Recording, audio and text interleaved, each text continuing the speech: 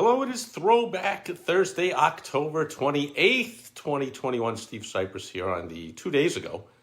Technically, it was the 35th anniversary of Game 6 of the 1986 World Series of Major League Baseball. World Series taking place, Game 3 will be coming up, I guess, tomorrow. But back then, that was Game 6, was a Saturday night on October 26th, 1986. I remember it well, one of the best nights of my life, being a New York Mets fan, driving down with my roommate from Boston where I lived, he being a Boston Red Sox fan, I being a Mets fan, to show how doesn't matter, those are the two teams playing in the World Series. So, today's off topic, but like in today's political world, people from rooting for different sides of politics or whatever, can still be best friends. And there was my best friend and my roommate, Red Sox fan. I'm a Mets fan. We had a blast driving down. We had a blast driving back, and we had a blast at the game. Although the Mets were about to lose the entire World Series until a miracle in the bottom of the 10th inning, and you can look it up. It's one of the most amazing finishes of any World Series game, any baseball game of all time. So the New York Mets turned complete loss and would have lost the World Series, season over, complete despair throughout the stadium, to elation moments later when they miraculously won the game. And then, technically, by the way, Game 7, which we had tickets to, and that's today's lesson, was the next day, Sunday night. But we had to drive all the way back to Boston, over a 4-hour drive, because I didn't have answering machines or today's internet and computer technology back then, and I had to take live calls for my fantasy sports company. It was fantasy football season on a Sunday morning. I took live calls from my customers to tell me what their lineups were for that Sunday, and I had to be back Sunday morning to take all those calls up until game time at 1 p.m. Eastern. Then we were to drive back, the 4-hour drive back to New York for Game 7. However, I remember that game rained out, and so it was kind of cool that we drove back up, and we drove back down Monday night for the victorious Game 7, where by now my roommate and pretty much all of Boston had given up and consigned themselves to Red Sox are blowing it again, and we knew this was going to happen.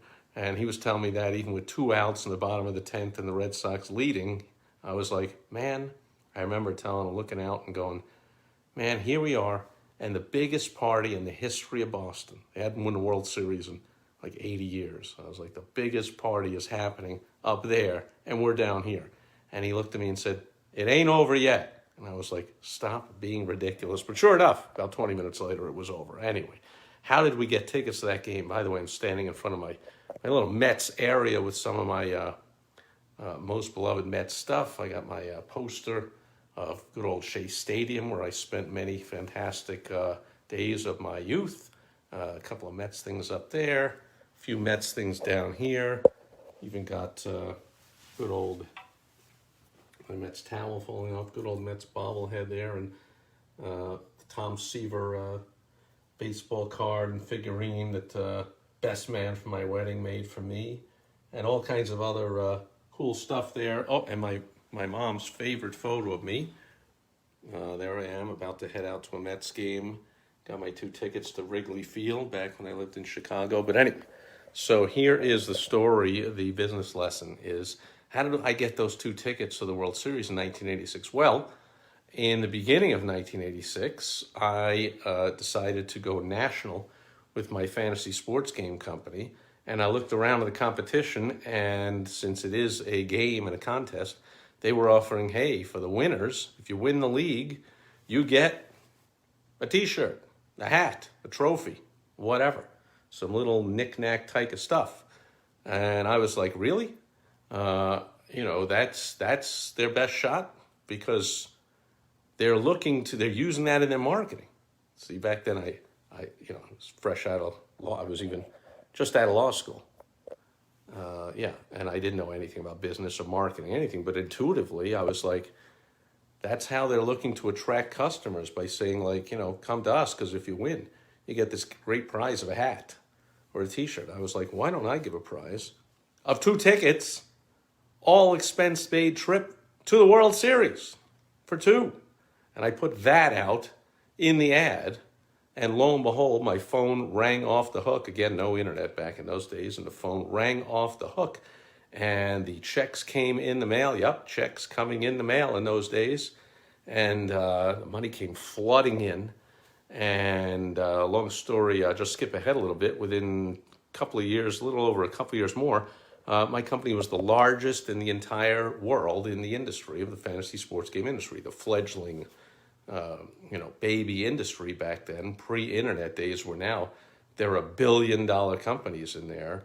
And now they're doing legalized betting on top of the fantasy sports and all kinds of stuff. But anyway, that's the lesson today, the power of a prize, right? If you're going to, people love prizes, especially if there's a competition, but even if not, they love contests, sweepstakes, prizes, gamification, we call it in the marketing world, when you make something a game, a contest. And especially if you have anything to do with competition. Mine being a fantasy sports game, it's going to attract competitive people who like sports and want to play a game, and the game is based on sports, so it's like triple competition flowing through their blood. They're going to love a prize that they're going to win. They're going to want to go for that. It's going to attract them. And when you attract people with a prize, you want to make it irresistible, just like the middle letter of the WOW strategy, which stands for your irresistible offer. If you're going to give a prize, reward, a contest, sweepstakes, whatever you want to call it, it should be irresistible. It should make people say, I just have to do that. I just have to send in my money for this fantasy sports game because I know a lot about baseball, and if I win, I'm going to get a trip for 2, all expenses paid, to the World Series. Now, just to let you know how it worked out, now, first of all, I will tell you, my mom, who I had now moved back home after law school, not wanting to go be a lawyer and starting this company from scratch with nothing, and maybe you've been there, and I was sleeping back in my mom's house. But when I ran that ad and that money came flying in, whoosh, I was right back up to Boston, where I had lived and for 7 years and stayed for another about 10, and all my friends and all my life was back up there. So I got right back up there. But when I ran that ad, my mom, I gotta have my beloved mom, she said, okay, obviously I didn't have any money. Like I said, I had to scrimp and save, and I went back to work at my high school job as a food vendor around the seats of Madison Square Garden. Went back to that job for 3 weeks to make enough money to run the ad. This little obscure sports publication, I ran a little 2-inch ad, but they made you pay for 3 weeks in advance, and I had to go get $900. So I went back to work and ran around the seats with popcorn and hot dogs and beer and whatever we had. Not hot dogs, but popcorn, pretzels, beer, that kind of stuff. Anyway, so I scrimped for every penny to start this thing, and then I ran this ad with this bold offer of 2 tickets to the World Series, to a trip for 2, all expenses paid. My mom was like, what happens? What are you doing? You can't do that. You can't pay for that. What happens if you don't get enough people to send you money for the game? You're going to lose money. You got to send somebody on the trip. What are you going to do? And I was like, Mom, the money comes in before the season, in March and April. I'll know right away how many people came in, and if I'm going to have enough money after I have to pay for the stamps and the envelopes and the, print out the newsletters. And again, it was all mail order back then and pre-internet. And after all my expenses, and phone bill was massive. I had a toll-free call-in number, so the phone bill was massive. People calling their lineups and trades and whatever. I said, I'll know right away. And if I don't get enough people and I don't have the money, guess what? I gave it a shot. Business didn't work. I'll either, see if I want to stick it out for football season or whatever, or I'll give it all up. But the World Series isn't until October. It's going to give me 5 months to go to work and save enough money to send 2 people to the World Series and get the tickets and the hotel and the airfare and all that. So that's the lesson. Be big and bold with your offer, with your prize, with your sweepstakes, your contest, whatever it is, because even if your marketing efforts fall short and it doesn't work, well, then borrow the money, put it on a credit card, hit somebody up for some funding, go get a job, do whatever you do to take care of it. But don't let the lack of cash flow, I didn't, let it stop you from offering a product. Could I have done what all my competitors, quote competitors, did? I call them quote because they hardly competed at all. I ran right over them with some smart stuff like this and many other things I did. But I could have said, yeah, you're right, Mom. Let me just run an ad and say free t-shirt. The phone would not have rung. Checks would not have come flying in. I might still be sleeping up in a room in my mom's house, for crying out loud. So that's the lesson. Be big and bold in your offers. And even if whatever happens, figure out a way to make sure those people get what you offered, even if you have to go get a job or borrow money or do whatever to pay it off. But don't let that stop you from being bold. So long story short, it was Jim and Marty Pig from Seattle that won the overall Tournament of Champions of all my leagues. And they got a trip to either Boston or New York for the World Series. And the deal was the first two games and the last two games were going to be in New York. So I said, New York it is, 2 games. I had a limo pick them up at their house, take them to the airport, paid for the limo, for the airfare, for the hotel in New York. And I got the 2 tickets to the World Series, which, by the way, came in a strip. You get them for all 4 games, games 1, 2, and if necessary, 6 and 7. So I couldn't really award them, hey, I mean, of course I wanted to go, being a diehard Mets fan. I wanted to go to games 1 and 2. They might not even play 6 and 7. So I couldn't say, hey, Jim and Marty, if it's played, you'll get 6 and 7. Like, no. Obviously had to give them 1 and 2 and then just hope it went to game 6, which it did. And so they got the prize. I had games 6 and 7 tickets where the Mets were down 3-2. And they were on the verge of losing the whole thing. They lost the first 2 games at home. But game 6 happened, and that was 35 years and 2 days ago today. That's Throwback Thursday. And then 2 days later, the Mets won game 7, and I was thankfully got to be at that one too. So it was a win-win-win. Everybody won.